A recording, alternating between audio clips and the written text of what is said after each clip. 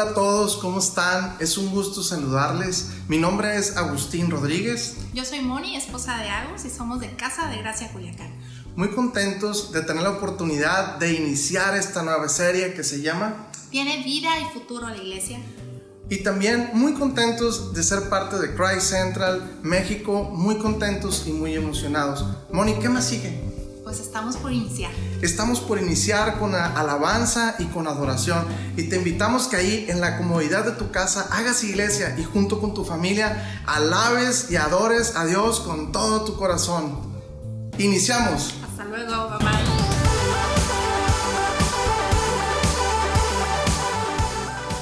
¿Qué tal, querida familia de Christ Central México? Qué gusto poderles dirigir en alabanza en esta mañana. Somos el grupo de alabanza de Central Gracia y pues bueno, quiero invitarte a que ahí donde tú estás vamos a poner las letras en las pantallas de las canciones y que tú participes y abras tu boca y dispongas tu corazón. Si quieres levantar tus manos, invitar a alguien, bailar, no lo sé, pero juntos podemos alabar a Dios, aún cada quien en sus casas, que podamos participar de esto. Como familia creo que sabemos alabar a Dios con ganas y vamos a hacerlo una vez más.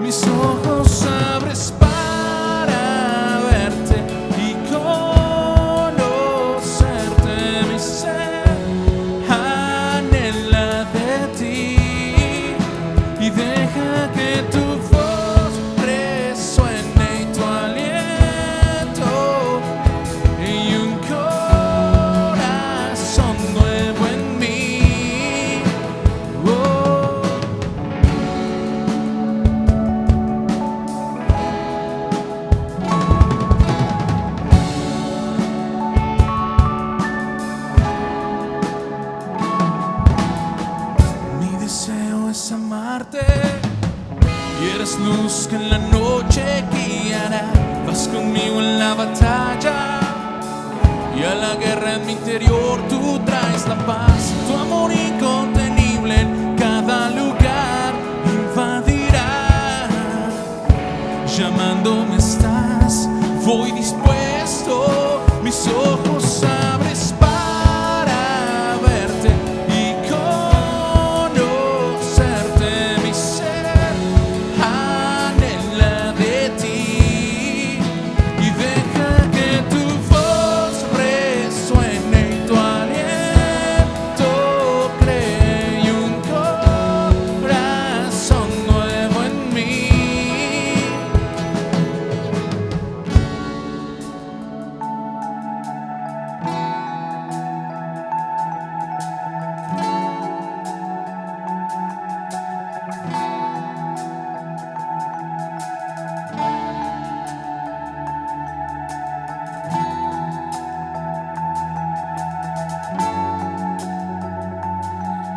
viviendo en gracia. Viviendo en gracia que me aceptó. Quiero estar donde tú estás. Al conocer tan bello amor, muestra, oh Dios, tu corazón. En gracia que me aceptó, quiero estar donde tú estás. Al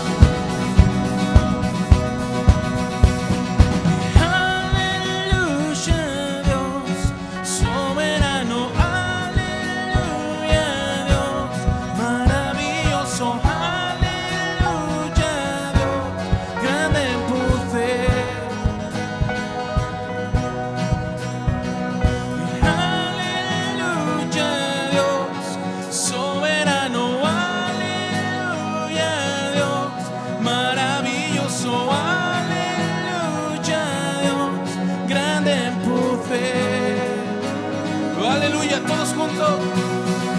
Y aleluya, Dios, soberano, aleluya, Dios, maravilloso, aleluya, Dios, grande en poder, grande en poder. Y el héroe del cielo la muerte venció, libera al cautivo, cadenas rompió. Dios, grande es tu obras, cantamos alegres y en tu libertad, tu nombre, oh Cristo, no hay otro igual, oh Dios, grandes tus obras, y grandes tus obras, y grandes tus obras.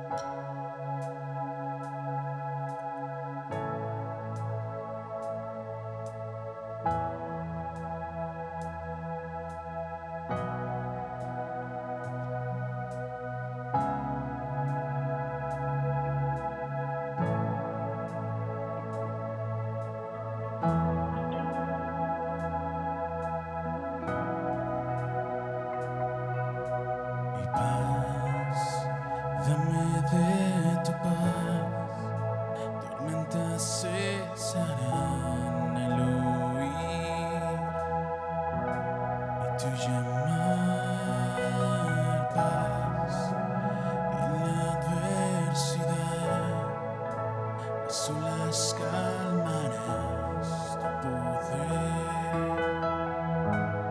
lo hará.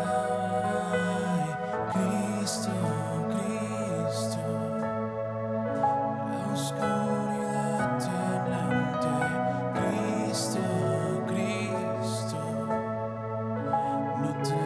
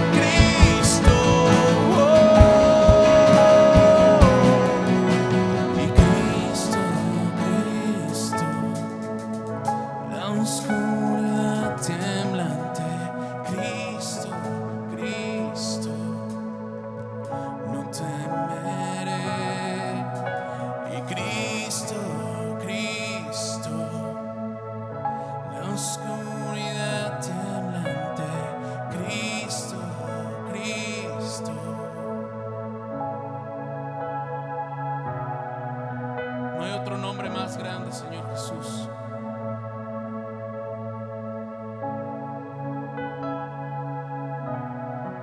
Padre, porque tú eres, Señor, nombre sobre todo nombre, todopoderoso Dios. Padre, que aprendamos, Señor, como tus hijos, creer en ti, Señor, en tu poder, en el poder que hay en tu nombre. Todas las tinieblas, toda la incertidumbre, toda la ansiedad se termina en tu presencia, Señor. Padre, gracias. Gracias porque podemos poner nuestra esperanza en ti, Señor, y saber que no seremos defraudados, Dios. Que tu perfecto amor, Señor, echa fuera todo temor, Dios. Ese es el amor que nos provoca cantar. Ese es el amor por el cual levantamos nuestros corazones y nuestras voces para ti, Señor. Ese amor perfecto, Dios. Gracias, Señor, en el nombre de Jesús. Amén.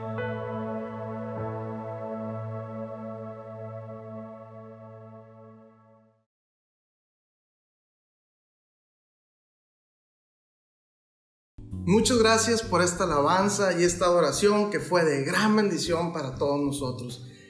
Central Gracia, muchas gracias. Ches, Jorge y a todo su equipo, Dios los siga bendiciendo y los siga usando como lo ha hecho hasta este día. Que cada día los lleve de gloria en gloria, como dice su palabra. Y damos muchas gracias a Dios por ese corazón de adoradores que Dios les ha dado. Muchas gracias, equipo de Central Gracia.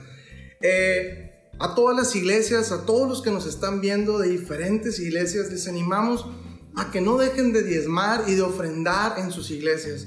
¿Por qué? Porque de esta manera, ahorita, en estos tiempos tan difíciles, podemos seguir siendo de bendición al más necesitado y principalmente a las familias de cada iglesia. Podemos bendecirles de alguna u otra manera con sus diezmos y con sus ofrendas.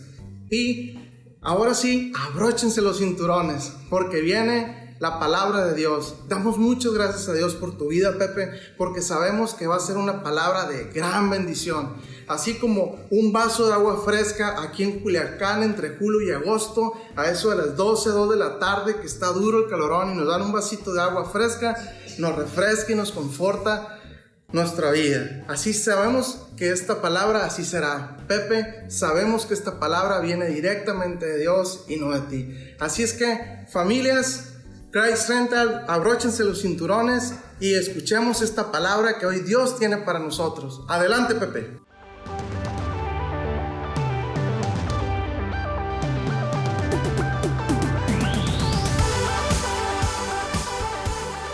Un saludo cordial a todos nuestros amigos y hermanos, amigas y hermanas, donde quiera que estén. Muchísimas gracias por tomarse el tiempo para pasar por aquí y disfrutar junto con nosotros este mensaje que estamos preparando para ustedes. Pues el día de hoy quisiera compartir con ustedes el primero de una serie de mensajes que estamos organizando para compartir con ustedes, que le pusimos como título, en realidad es una pregunta: ¿tiene vida y futuro la iglesia? Nuevamente, ¿tiene vida y futuro la iglesia? Y estoy seguro que de inmediato la respuesta que tenemos muy rápido es que sí, por supuesto, la iglesia tiene vida y tiene futuro. Pero nos gustaría a lo largo de esta serie, junto con ustedes, poder ir a lo que dice la Escritura, tener algunos pasajes que podamos analizar con un poco de cuidado y tener un poco más de luz para que esta idea que tenemos, esto que creemos, pueda tener suficiente fundamento bíblico, teológico, no solamente de lo que creemos, sino de la razón de por qué lo creemos.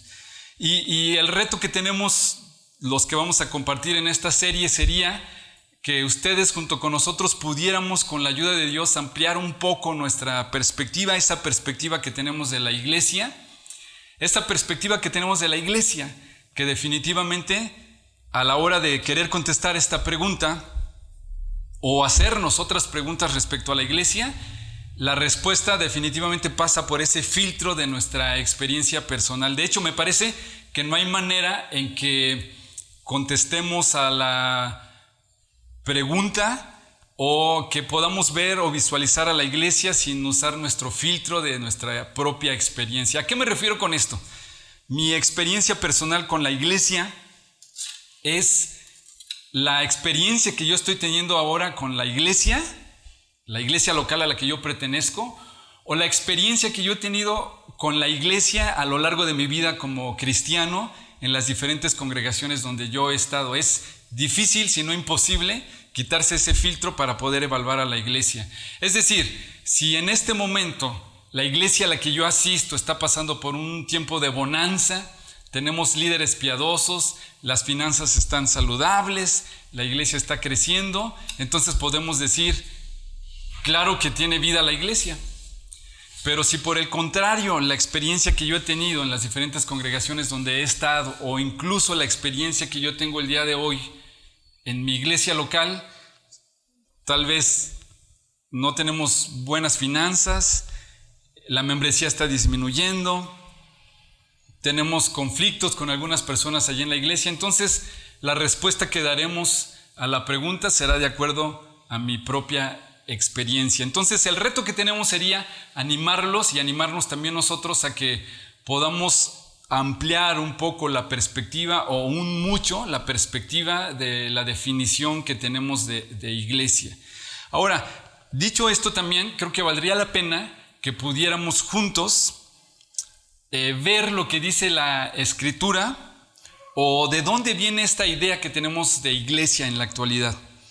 Pues la palabra iglesia que conocemos hoy, así con ese término etimológico en español, es una palabra que usamos el día de hoy que viene del original en griego que sería eclesia.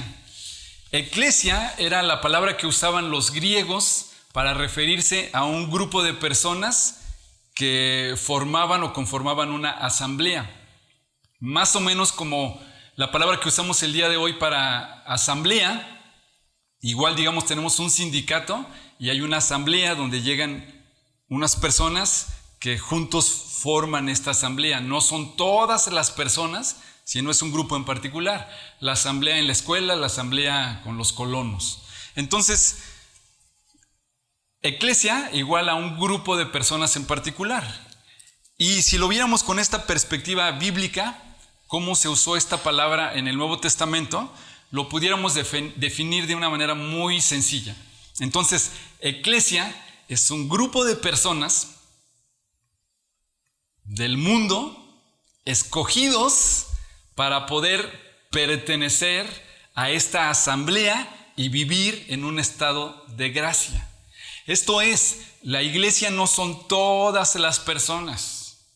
La iglesia tampoco son todas las personas que asisten a una congregación o a un templo, sino que la iglesia son aquellos individuos llamados por Dios del mundo para poder formar esta asamblea que con la ayuda de Dios, guiados por el Espíritu Santo, nos permite vivir en un estado particular de gracia. Y a esto entonces habría que agregarle a esta perspectiva que estamos teniendo de la iglesia, que va más allá de nuestra experiencia local. Ahora, déjenme también comentarles entonces que hacerles ver que no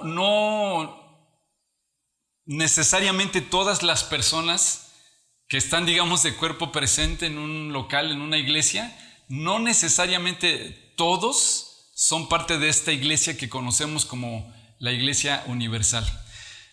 Ahora déjenme comentarles una experiencia que yo tuve hace algunos años.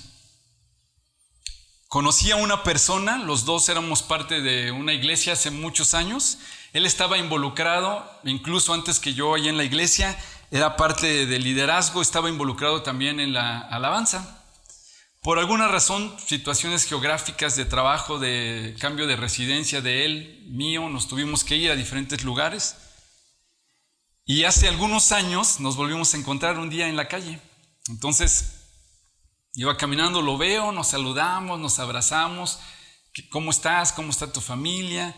¿Qué has hecho? ¿A qué te dedicas? Y luego llegamos, como tenía que ser, a esa pregunta. Yo le pregunté, oye, ¿y cómo estás? ¿A qué iglesia estás asistiendo? ¿Qué estás haciendo? ¿Estás involucrado ahí en algo? Y él me dice, la iglesia, el cristianismo, no, mi hermano, no, esa etapa de la iglesia y del cristianismo, esa etapa yo ya la superé. ¿Cómo? No, mira, me dice, yo le doy gracias a Dios porque me permitió ser parte de una iglesia, porque me permitió estar en el cristianismo. Pero eso Dios lo usó como un escalón para el otro nivel donde yo ya me encuentro ahora. No, la iglesia, el cristianismo ya es etapa superada. Yo ya estoy como en otro nivel. Ah, qué interesante. Nos despedimos, se fue y yo me quedé pensando. O sea, si la iglesia y el cristianismo es como una etapa para algo más que Dios nos quiere llevar, eso significa que no solamente estoy estancado, porque no solo soy miembro de una iglesia, sino además soy parte de un equipo que está queriendo guiar a una iglesia. Entonces no solo estoy estancado, sino que me estoy hundiendo, ¿no? Después lo quise buscar para pedirle que me ayudara para saber cómo superar esta etapa, pero cuando reaccioné ya se había ido. Y desde ese día lo ando buscando para que me traiga dirección para superar esta etapa de la iglesia. No se crean, por supuesto que no. Este es un asunto de la iglesia no es como nada más un proceso en el que yo participo y después ya vamos a otra cosa. La iglesia son esos llamados por Dios para vivir en este estado de gracia permanente. Y entonces permítanme añadir algo más. La iglesia es o son todos los creyentes en Cristo, nacidos de nuevo, de esta época, en este lugar, pero también de las épocas pasadas. Esto es, los que fueron creyentes en Cristo Jesús antes de que naciéramos nosotros, en otra época, en otro lugar, incluidos nosotros, pero incluidos también los creyentes en Cristo Jesús, que todavía no nacen y que incluso todavía no creen, pero que en su tiempo creerán, esos escogidos por el Señor. Todos en conjunto somos parte de la iglesia. La iglesia en todas las épocas, en todos los lugares, esos creyentes en Cristo Jesús que han puesto su fe en Él. Entonces, hermanos y amigos, solamente estoy queriendo como poner la plataforma sobre la cual queremos animarles a ampliar esa perspectiva que tenemos de la iglesia, que va mucho, mucho más allá de nuestra propia experiencia con nuestra iglesia local. Ahora, permítanme también comentarles esto. Yo he pensado que la iglesia es como una pintura, como un cuadro. Sobre todo he pensado que es como un cuadro, una pintura al óleo. Si ustedes han tenido la oportunidad de ver una pintura, un cuadro al óleo, se van a dar cuenta que de repente no tiene como mucho sentido esta pintura, y sobre todo si tú te acercas demasiado, te vas a dar cuenta que en realidad son manchones, pinceladas que el artista le dio allí. Te acercas y no se entiende bien. De hecho, si te acercas demasiado solamente ves manchas. Te haces un poco hacia atrás y entonces tiene más sentido la pintura. Ya no solamente son manchas, sino ya forma un todo. Pero si te alejas demasiado, estás lejos de la pintura, no la alcanzas a observar adecuadamente. Como esta persona que yo les comentaba y a algunos les fascina eso, como ver la iglesia desde lejos y no tiene ninguna implicación para ellos. Pero a otros les encanta ver la iglesia de cerca y solamente ven manchas. La iglesia es como un cuadro al óleo. Todos, cada uno de nosotros, digamos que somos una de esas pinceladas que en su conjunto ya le da sentido a ese cuadro completo, pero habría que verlo en una perspectiva adecuada. Entonces, dicho esto como introducción, quisiera pedirles por favor que me acompañen en esta primera sesión que vamos a estudiar un pasaje en Mateo capítulo 16. Por favor, acompáñenme, Mateo capítulo 16. Voy a leer los versículos del 13 al 20 rápidamente.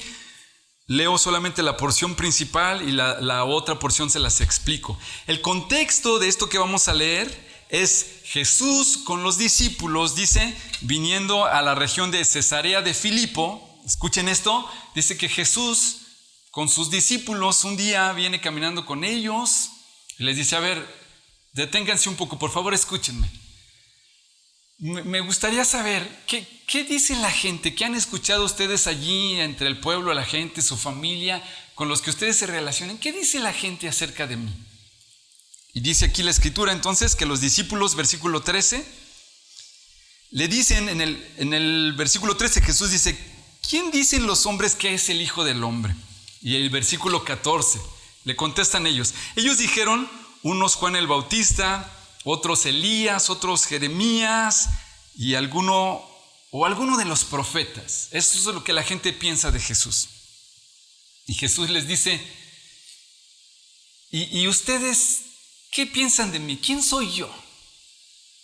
Y habló el que tenía que hablar, el que siempre estaba hablando antes que todos. A ver, maestro, permíteme por favor decirlo. Y le dice aquí, contesta Simón Pedro, versículo 16, tú eres el Cristo, el Hijo del Dios viviente. Entonces Jesús le respondió, bienaventurado eres, Simón, hijo de Jonás, porque esto no te lo reveló carne ni sangre, sino mi Padre que está en los cielos. Y yo también te digo que tú eres Pedro, y sobre esta roca edificaré mi iglesia, y las puertas del Hades no prevalecerán contra ella. Y a ti te daré las llaves del reino de los cielos, y todo lo que atares en la tierra será atado en los cielos, y todo lo que desatares en la tierra será desatado en los cielos. Y entonces mandó a sus discípulos que a nadie dijeran que él era Jesús el Cristo. Digamos que aquí se acaba de destapar este asunto. Aquí el apóstol Pedro, por revelación de parte de Dios, acaba de destapar a Jesús diciéndole, tú eres el Cristo, el Hijo del Dios viviente. Que aquí me quisiera yo enfocar en esta ocasión, en este pasaje que vamos a leer. Pero ahora, en esta declaración que está haciendo el apóstol Pedro y en esta explicación que está dando Jesús, me gustaría, por favor, que me acompañen y traer un poquito de luz, o nada más de recordarles, de dos aspectos de esta declaración de Jesús. Es un aspecto que está primero, lo central que vamos a estudiar, y después este tercer aspecto. Entonces vamos al 1 y al 3 y luego me regreso yo aquí al 2. Uno de estos primeros aspectos interesantes que ha causado un poco de polémica es esta declaración de Pedro y esto que está diciendo Jesús, de tú eres el Cristo, el Hijo del Dios viviente, pero Jesús le dice, bienaventurado eres, hijo de Jonás, porque esto no te lo reveló carne ni sangre, y la polémica, digamos, está aquí. Y yo te digo que tú eres Pedro, y sobre esta roca edificaré mi iglesia. Aclaremos un poco así respecto a rápidamente, este aspecto de sobre esta roca. Y hay por lo menos 4 interpretaciones respecto a qué es esto de sobre esta roca y a qué se refiere Jesús con la roca. Esas 4 interpretaciones son, número 1, que es el apóstol Pedro, y de allí viene, se supone, el fundamento de la iglesia tradicional para decir que deben existir los papas y los sucesores de Pedro hasta el día de hoy. Algunos creen entonces que esa roca es Pedro, otros dicen que es Jesús, otros dicen que es la declaración de Pedro y otros dicen que es Pedro en virtud de esa declaración que acaba de hacer. Ahora, rápidamente, las objeciones que hay para la primera interpretación de que esa roca es Pedro, pues por lo menos hay 4 objeciones a esa interpretación. En primer lugar, tendríamos como la objeción gramatical, porque si ustedes leen con cuidado, leyeran en el original, nos daríamos cuenta que las palabras que está usando Jesús es sobre esta roca, tú eres Pedro, y sobre esta roca edificaré mi iglesia. Cuando se refiere a Pedro, se refiere y usa la palabra Petros, pero cuando se refiere a la roca usa la palabra Petra. Entonces Petros y Petra, que no es en el original, no es la misma palabra que está usando Jesús. Se supone entonces que Petros es una piedra pequeña y Petra es una roca. Entonces gramaticalmente no nos da como para que Pedro sea esa roca a la que Jesús está hablando. Tampoco nos lo da contextualmente. Otra objeción sería el contexto, porque el contexto, lo que está diciendo Jesús y la revelación que está teniendo Pedro, no nos da como para que digamos que Pedro es esa roca. Ahora, teológicamente tampoco nos da, tenemos esta objeción, porque el mismo apóstol Pedro más adelante admite que nosotros somos como piedras vivas y que Jesús es la roca sobre la cual estamos todos cimentados. Históricamente tampoco nos da, porque ni siquiera los otros apóstoles, ni siquiera los padres de la iglesia, ni los primeros cristianos creyeron que el apóstol Pedro fuera el fundamento de la iglesia. Entonces queda descartado que es Pedro. Jesús no dijo, y sobre ti edificaré mi iglesia. Pero parece ser que también queda descartado que Jesús es ese fundamento al que se está refiriendo él mismo, porque no dice, y sobre mí edificaré la iglesia. Entonces, parece que rápida, la interpretación rápida que le damos de que es Jesús, más bien es una interpretación que le damos como para acallar la primera de que es Pedro. Entonces, no es Pedro, entonces es Jesús, pero si lo leyéramos con calma nos daríamos cuenta que no está del todo claro Jesús mismo diciendo ni Pedro ni él. Y luego entonces esta tercera interpretación es la declaración que acaba de hacer Pedro. Y esto tiene todavía un poco más de fuerza, pero habría entonces que aumentarle esta otra, la cuarta, que sí es Pedro mismo, pero en virtud de la declaración que acaba de hacer. Y ahora no se preocupen pensar que pudiera ser Pedro, porque entonces se convierte en una herejía. No. Al parecer lo que está diciendo Jesús es que sí es Pedro en base a, o en virtud a esa declaración que acaba de hacer, pero Pedro como un instrumento para poder, digamos, ser el fundamento, no de toda la iglesia, pero sí, digamos, como pieza clave para lo que Jesús está queriendo hacer con la iglesia. Entonces nos quedamos allí entre la tercera y la cuarta al referirnos de esta idea de sobre esta roca se edificará la iglesia. Vayamos entonces al aspecto número 3, donde Jesús le está diciendo a Pedro que le dará las llaves del reino, y todo lo que ate en la tierra será atado en el cielo, y todo lo que desate en la tierra será desatado en los cielos. Ahora, sin que ahondemos a profundidades en esto, nada más quisiera yo aquí decirles que sí sucedió algo similar a esto, lo que leemos en el libro de Hechos, cuando el apóstol Pedro está predicando el evangelio allí a un grupo de personas, y el Espíritu Santo toca a estas personas y muchos de los que estaban allí creyeron. Y así ese día, en ese acto, digamos que el apóstol Pedro está haciendo uso de una llave o como pieza clave para el reino de los cielos, y se abren las puertas del reino de los cielos a un grupo de personas, judíos así como gentiles, no solamente de ese lugar, sino de diferentes lugares. Y así el evangelio entonces comienza a extenderse y a llegar a gente que antes no tenía esa posibilidad. Digamos, estaba cerrada la puerta y el apóstol Pedro, con la ayuda de Dios, abre allí la puerta del reino para todas estas otras personas. Quedémonos allí con estas dos explicaciones que nos hacen un poco como de sombra a lo que en verdad es lo importante en esta declaración de Pedro y en esta afirmación de Jesús. Si me lo permiten, entonces vayamos por favor a lo medular de este asunto que está allí.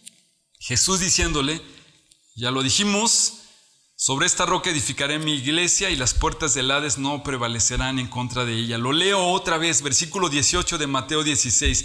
Y yo también te digo que tú eres Pedro, y sobre esta roca, aquí está, edificaré mi iglesia y las puertas del Hades no prevalecerán en contra de ella.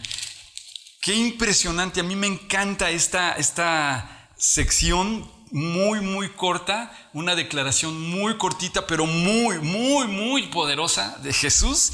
Es una de las dos únicas veces donde Jesús hace referencia a la iglesia. Con este pasaje que estamos leyendo ahora nos alcanzaría y nos sobraría para poder entender que tiene vida y futuro la iglesia. Es más que suficiente esta declaración corta de Jesús. Y quisiera que la veamos con un poco de calma. Escuchen lo que está diciendo Jesús. Hablando ya de qué es la roca, ¿Qué es lo que dice Jesús que hará? Sobre esta roca, cualquier cosa que sea la roca, esa declaración de Pedro o Pedro mismo, en virtud de esta declaración, sobre esa declaración, está diciendo Jesús, edificaré. Escuchen la palabra que está usando Jesús. Sobre esa roca edificaré. No está diciendo Jesús, sobre esa roca trasladaré. Sobre esa roca planearé, sino que sobre esa roca edificaré. Y no se necesita mucha sabiduría para entender las implicaciones de esa edificación. Edificar, en pocas palabras, inmediatamente nos trae a la mente un proceso, como la construcción de una casa, como la construcción de un edificio. Que entre más alto quieres ese edificio, más profundos tendrían que ser sus cimientos. Entre más resistente quieres que sea ese edificio, más ancho tendrá que ser su base también. Está aquí hablando Jesús entonces de un proceso que no es un acto, sino entonces es un proceso que lleva su tiempo. Un proceso que requiere ciertos o diferentes elementos, un proceso en el que Jesús mismo está involucrado. No es que un día en un terreno frente a tu casa no hay absolutamente nada, te duermes y para la mañana siguiente cuando tú ves ya hay un edificio allí. No. Tendrías que ver que llegaron, planearon, tomaron medidas, empezaron a excavar y después de excavar vinieron entonces máquinas, personas para trabajar y les llevó un proceso tan largo como tan grande quieras que sea ese edificio. Entonces, aquí está Jesús muy claro explicándole a los discípulos que esta dinámica de la iglesia es una dinámica de edificación que lleva todo un proceso. Entonces, habría que destacar aquí, es un proceso donde Cristo mismo está edificando la iglesia. Permítanme por favor hacer aquí un paréntesis y leerles nuevamente este pasaje. Y en este pasaje, a mí me parece que está allí reflejado entonces ese proceso como ese cuadro del que les hablaba yo otra vez. Sobre esta roca, dice Jesús, edificaré mi iglesia. Y si estamos pensando que la iglesia es como les comenté yo al principio, un cuadro, una pintura al óleo, me encanta pensar que entonces es una pintura en la que el maestro todavía está trabajando. Hace algunos años, mi familia y yo tuvimos un vecino, vivía frente a nuestra casa. Él es pintor, pero pintor no de paredes, no de casas, sino pintor de artistas, sí, de cuadros. En alguna ocasión tuve la oportunidad de estar allí en su casa y estar en su estudio y me mostró allí todas las obras o algunas de las obras que él tenía allí. Las tenía resguardadas allí, algunas recubiertas para que no se dañaran, de exposiciones que él ya había tenido. Y después nos mostró unos cuadros de diferentes tamaños que estaba pintando para una exposición que tendría. Me mostró algunos y me dijo, mira, estos ya están terminados. Todos eran como parte de una serie, unos muy grandes que habría que cargar entre varias personas, otros más pequeños que a su tiempo pues los iba a exhibir. Me dijo, estos ya están terminados, ya listos para exhibirse. Ahora estoy trabajando en este en particular y dentro de poco ya lo voy a terminar, pero y aquí tengo otro que este es muy especial, este es como el medular. Entonces yo le dije, ¿estás trabajando entonces en este o en este? No, ahora estoy trabajando aquí en este. Ya cuando lo termine, pues ya lo paso para acá, pero sigo trabajando en este otro. Entonces, mientras estoy siguiendo el proceso de estos otros, vengo y sigo dando retoques aquí a este que es el más especial, el que estará ahí central. La iglesia es algo similar. He pensado que la iglesia es así como este cuadro central donde el maestro está trabajando. Es lo que está aquí diciendo Jesús: sobre esta roca edificaré mi iglesia. Porque si lo piensan bien, el gran maestro, el Señor de la creación, pues tiene en su haber, en su acervo, en su archivo, cosas maravillosas que Él ya ha terminado. Pensemos, los animales terminados. Y dice ahí la escritura, leemos en Génesis, 6 días trabajó y hizo lo que tenía que hacer, al 7º día descansó. El hombre y la mujer es un proceso terminado. O sea, nosotros como seres humanos ya está terminado. O sea, no es que estamos en proceso de evolución y de repente acá nos va a salir un ala o nos va a crecer una oreja, nos va a salir el tercer ojo. Eso ya está terminado. Allí está como parte de esta dinámica de la vida en el universo. Pero hay un cuadro en particular en el que el maestro sigue trabajando, y esa es la iglesia. No está terminado, sigue dando pinceladas, sigue completando ese gran cuadro en el que Él está involucrado y está edificando su iglesia. Ahora, si tú te das cuenta que tú como creyente en Cristo o otros que son parte de la iglesia siguen fallando y cometiendo errores y haciendo cosas que no están bien, yo te quiero decir, este pasaje debería a todos traernos consuelo. El Señor mismo está edificando la iglesia. La iglesia es como una pintura al óleo, que si te acercas demasiado solamente ves manchas, que si te alejas demasiado no alcanzas a distinguir de qué se trata esto. Y cada uno de nosotros somos parte de este gran cuadro que el maestro está pintando y que sigue edificando con muchos colores, con muchos matices y muchas gamas para construir ese gran cuadro que todavía no está terminado. El gran maestro la sigue edificando. Entonces vean esta primera parte. Sobre esta roca, dijo Jesús, edificaré. Y luego viene, a mí me parece, en mi opinión, una de las declaraciones, todo en su conjunto, pero esta frase en particular, en mi opinión, es una de las declaraciones más hedonistas, divinas que encontramos a lo largo de toda la Escritura. Jesús está aquí diciendo: sobre esta roca edificaré mi iglesia. Es algo así como que un día estás en tu casa y tú de repente dices: hoy se me antoja prepararme un pastel. Entonces sales en tu auto, vas al supermercado y con tu dinero compras los ingredientes que tú quieres para un pastel que tú te vas a hacer, para que tú te lo comas como tú lo quieres hacer, en el tiempo que tú lo quieres hacer y de la manera que tú lo quieres hacer. Lean otra vez lo que dice, escuchen por favor. Sobre esta roca yo edificaré mi iglesia. Díganme si no hay hedonismo divino aquí. Y lo que está hablando aquí es de pertenencia, hermanos y amigos, que no solamente el Señor está edificando la iglesia, sino que la iglesia le pertenece a Él.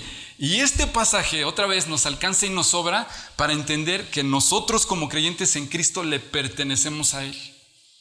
Que la iglesia no le pertenece a los líderes, que la iglesia no le pertenece a las congregaciones, que la iglesia no le pertenece a las denominaciones, y que podrá aparecer y desaparecer una iglesia, una congregación, y se diluyeron, pero la iglesia al fin de cuentas le pertenece al Señor.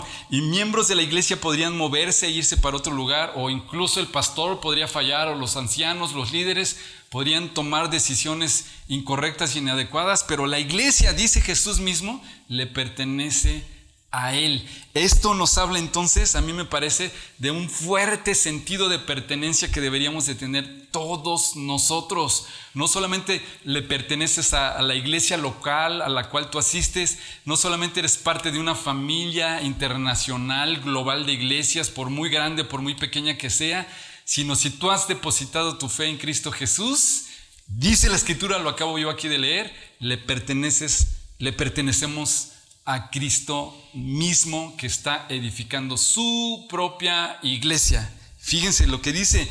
No dice sobre esta roca edificaré la iglesia, sobre esta roca edificaré una iglesia, sino sobre esta roca edificaré mi iglesia.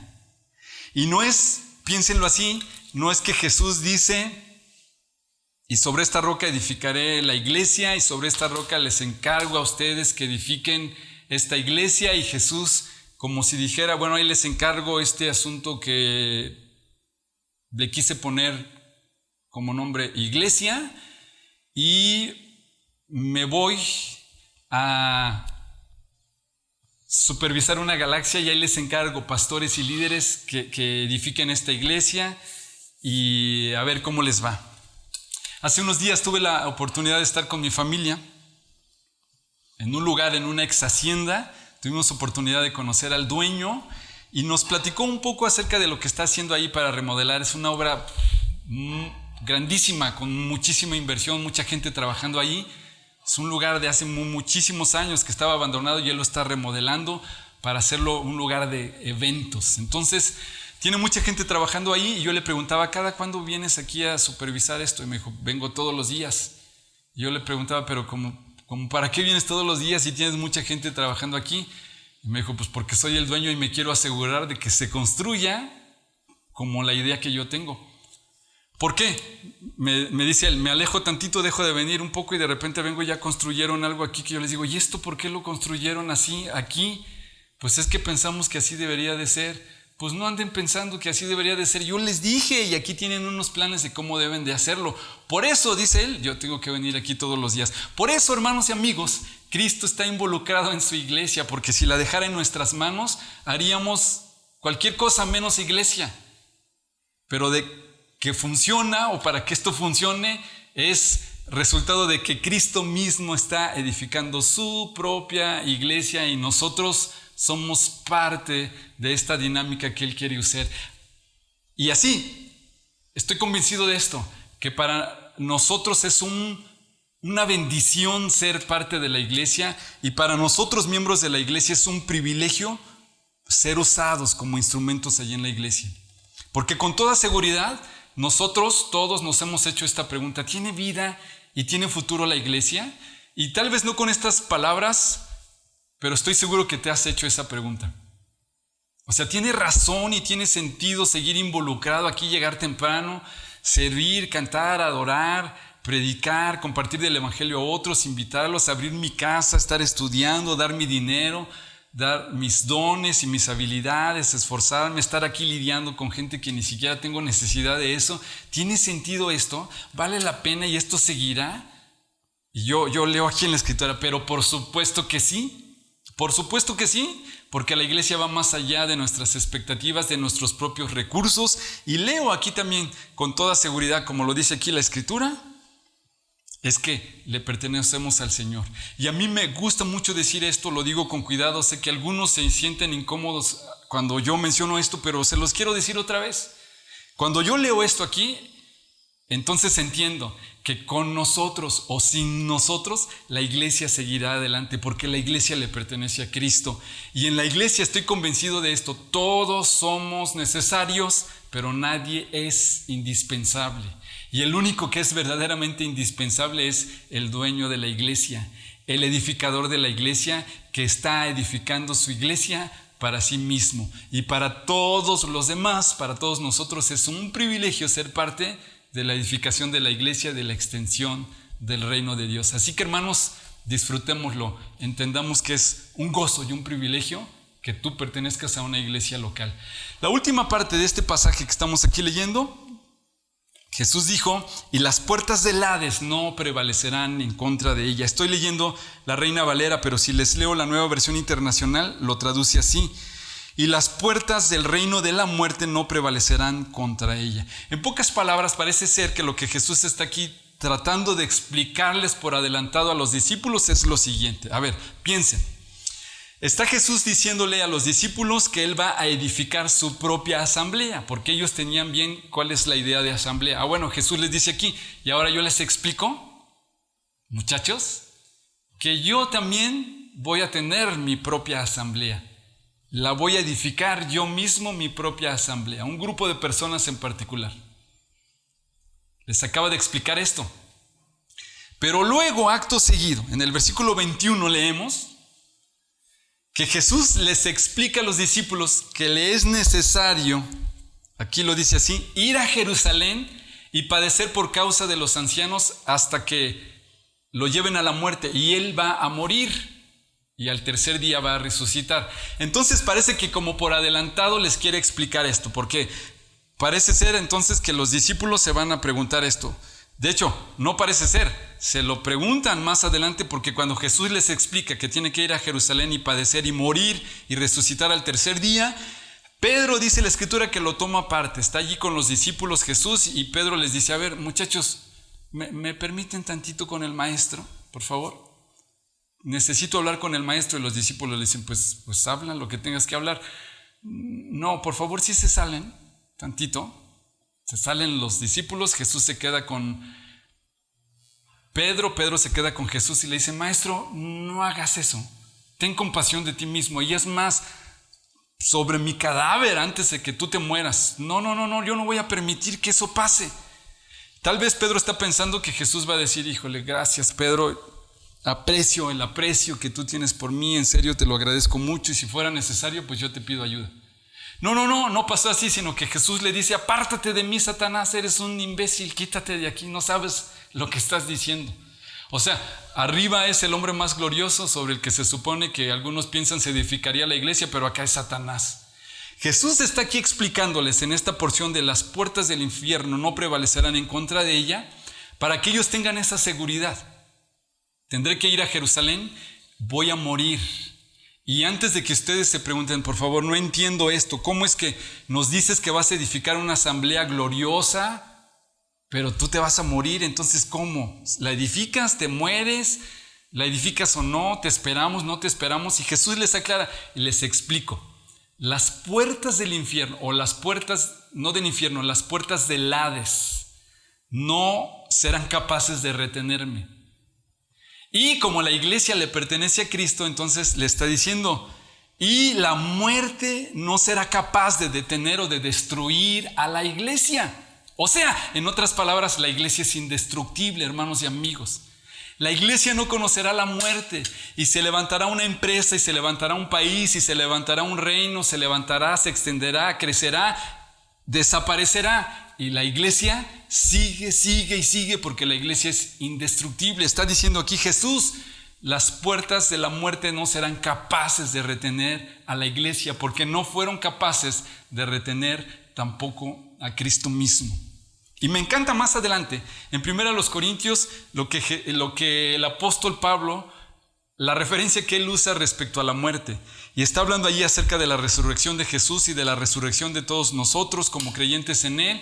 Y explica un poco de la muerte. A ver, ¿cómo nos explicas entonces de que somos eternos, de que la iglesia es indestructible, pero todavía la muerte sigue acechándonos y nos hace daño? Y el apóstol Pablo lo explica, me encanta la ilustración que usa. Y a su tiempo, dice el apóstol Pablo, la muerte será tratada. Y va a haber una lucha entre Jesús y la muerte, y Jesús allí, medio la muerte derrota a Jesús derrota a la muerte. No. El apóstol Pablo se quita de complicaciones y dice: en algún tiempo, cuando ya sea el tiempo indicado, cuando Dios ya lo decida, Cristo Jesús mismo, ¿qué hará con la muerte? Dice el apóstol Pablo: y la muerte será sorbida, como cuando vas allí a un lugar y te sirven bebida en un popote y te queda un poquito y al final le das una sorbida y se desapareció para siempre. Así, en un tris, Dios acabará con la muerte. La muerte solamente es un instrumento, pero la muerte no es capaz de retener a la iglesia ni la destruirá jamás. La iglesia es indestructible. Entonces, pregunta: ¿tiene vida y tiene futuro la iglesia? Pero por supuesto que sí. ¿Por qué sí? Porque Cristo mismo está edificando su iglesia y nos explicó aquí que somos indestructibles, los que somos creyentes en Cristo Jesús.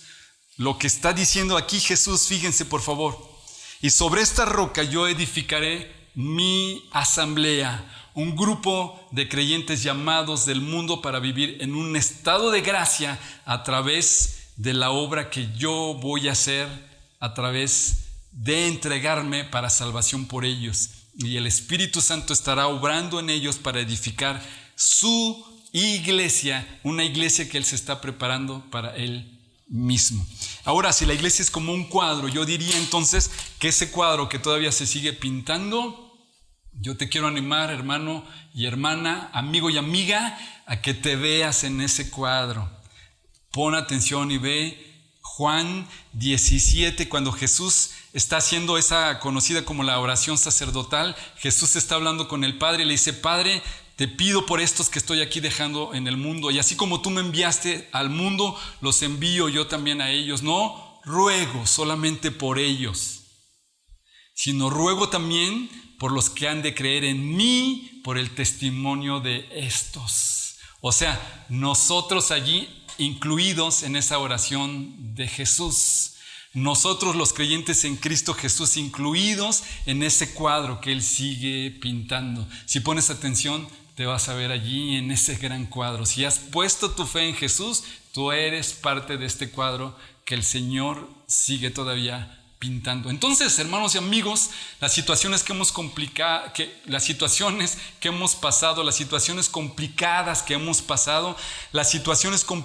estemos pasando hoy, las crisis que estemos pasando en el futuro, los errores que alcancemos a ver en otros, nuestros propios errores no son capaces para detener lo que Dios está haciendo con nosotros. No son suficientes para detener su obra maravillosa, porque la iglesia le pertenece al Señor. Y eso es maravilloso saberlo. Entonces, ¿tiene vida y tiene futuro la iglesia? Sí, por supuesto que sí. ¿Tiene vida? Sí, por supuesto que sí tiene futuro, porque la iglesia es de Cristo, porque la iglesia Él la está edificando, y porque la iglesia que somos tú y yo, los creyentes en Él, somos indestructibles.